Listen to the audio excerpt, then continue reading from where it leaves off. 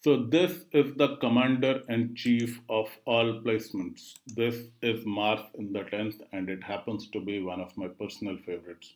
So welcome to Honest Astrologer. This is the Mars in 10th house video. This is the house where a lot of Capricorn energy is concentrated and Mars does very well in this house. The focus for these people is career and they often do very well at it. So, what is 10th house? 10th house is the house of power, of business, government jobs, and authority.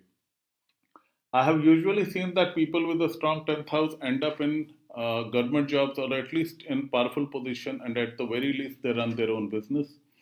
They will always end up in a position of authority no matter what they do. Particularly, Sun, Mars, Shani, and Rahu are the planets that thoroughly enjoy being in the 10th house.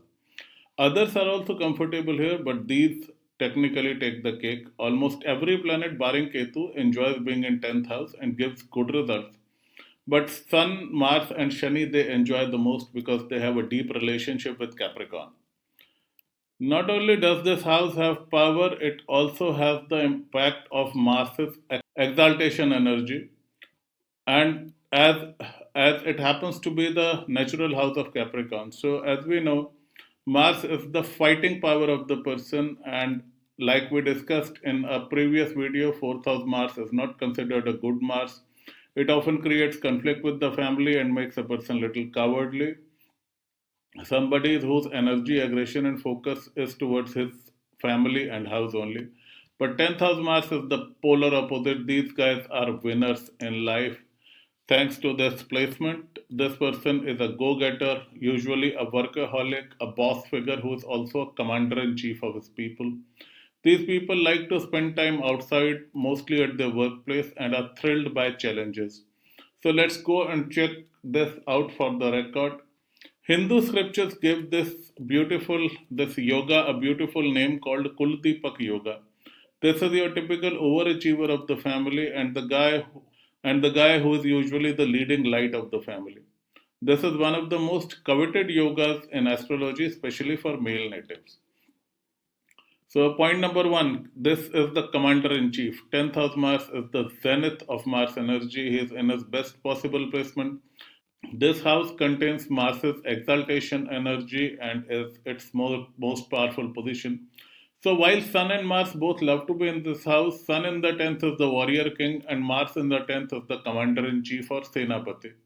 Remember, Sun gets his exaltation point in the first house as it contains Aries energy, which is the throne of the chart. A king is most comfortable on his throne, and the first house is the throne. However, a commander in chief is at his best in the field of action.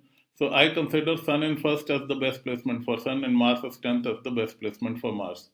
Their beauty and technical genius often comes out in the field of struggle. If you see utter chaos, if you see an army, an organization being beaten back, once these people enter the field, the entire dynamic changes. They turn the tide immediately with their bold decision making, confidence, and tactical genius. They have this ability to inspire enthusiasm in their troops. These guys are the game changers. Once they are in action, there is no stopping them. People love to follow them because they inspire a tremendous amount of confidence, faith, safety, and energy in the troops. I have often seen this yoga in the charts of high ranking military officials who actually have to make life and death decisions in the battlefield. I have also seen this in the chart of CEOs, business leaders, and some political leaders. Next point, these guys are the go getters. So, first house Mars is the go starter. They would start anything and then get bored and move on. But 10th house Mars is a totally different placement. These guys usually pick their battles carefully and they finish what they start. Remember, Aries is the sign of starting while Capricorn is the sign of finishing. Capricorn is the zenith of material success. It is the point where all the material things are delivered and finished and a lot of karma is cleaned up so that the soul can have some relaxation and fun in Aquarius and finally look forward to liberation in Pisces. Mars here knows what to start, which battles to pick, how to lead the army, and most importantly, which battles to avoid. So these guys are the go getters and the go finishers, the people who lead strategic initiatives and think in years, if not decades. And they are the typical empire builders and commanders who lead organizations, armies, and empires to rise. Number three, a strong public life. These guys are built for public life and often shine at it. They have a flair for taking up big projects and finishing them in style. They are not afraid of taking command, and no matter how much chaos or how big the organization is, these guys are the ones who usually dominate workplace and often the entire industry. Remember, Mars brings a certain type of aggression in the house where it sits. These guys are not exactly workplace bullies, but they can be dominant, aggressive bosses who get things done and have zero patience for excuses, laziness, and work avoidance. They may come across as aggressive and dominating, but these are the ones who deliver the goods. They usually rise very high in their careers and can have great public careers right from being top CEO to a top politician. For some reason, I have not seen them last long in bureaucracy, which happens to be a shiny domain. They are much happier when they are in a position to make decisions without a lot of red tape.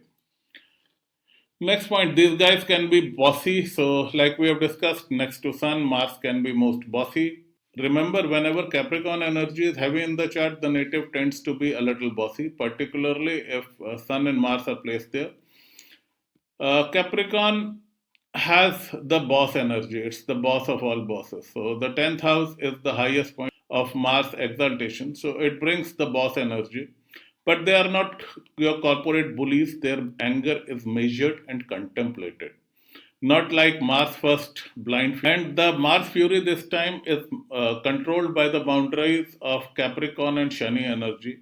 So it is not unleashed without a cause, but rather used tactically. So they have the ability to win the loyalty of their people. So their troops love them, but also fear them.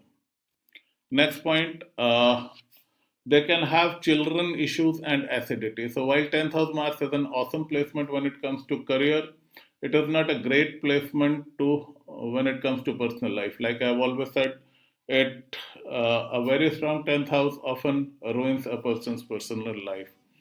So it can create problems with getting children as the eighth aspect of Mars, which is very intense. It aspects the fifth house of child and stomach. So it can create issues like acidity, ulcers, and can create troubles in childbirth, particularly in a female's chart. Another negative point of this placement is that they can dominate or ignore their family members. So, whenever I have seen Mars or Shani in the 10th house, I have usually not seen a very happy childhood. Maybe it is nature's way of preparing this native to be ready to be a fighter and a boss because if you are fighting to survive as a child, you will thrive as an adult. I have somehow seen people with 10th house Mars have weak fathers. It is said that a man lives only two ways. Way one, seeking approval of his father, and way two, trying to avoid mistakes of his father. So, Shani in the ninth and Mars in the 10th usually fall in the second category. They have weak fathers or absentee fathers and mothers who are at ill at ease. The home is not a happy place. The childhood is usually full of turmoil, and they have to take control. So these people are the boss babies of their times. These guys take control of the family at a very young age. They become the boss of the house in their teens, somewhere around the age of, let's say, 14 to 17. As they grow, their bossiness continues and they continue to take care of business for the rest of their lives. Bossing other around right from a tender age is what they do. Another point which can be neutral is that these guys can be workaholics. So one thing which is hidden about Mars is the love. So Mars brings a lot of love and passion. So while you can be dominating towards the house of Mars, but there's a lot of energy which is focused there. So these guys invariably do well in their careers, provided that the rest of the chart supports them. Like Mars in the fourth does not wish to leave the house easily. Mars in the 10th wants to live in the office. Their office is their life and their workplace is their throne. They work the living daylights out of their offices. They are often the first one in and last ones out. And they are very passionate about the way things look and run. They would rather have a better office than a better car. and their intense ambition will make them consider office as their holy place, with a devotion which would put a religious zealot to shame. So, overall, this is a good placement to have in terms of career growth, public persuasion, winning, getting awards and accolades. Although it is not all that great in the terms of family life, particularly childbirth, it is still considered a very good position. These guys make great leaders, protectors, and providers, the things which Mars is supposed to do. So, in my book, this is a good placement. There is a price to pay, but victory is totally worth it. So, you don't get the best of Mars before paying the price for it. And God knows these guys are more than willing to pay the price. Their journey is a typical hero's journey. So, an excellent placement to have.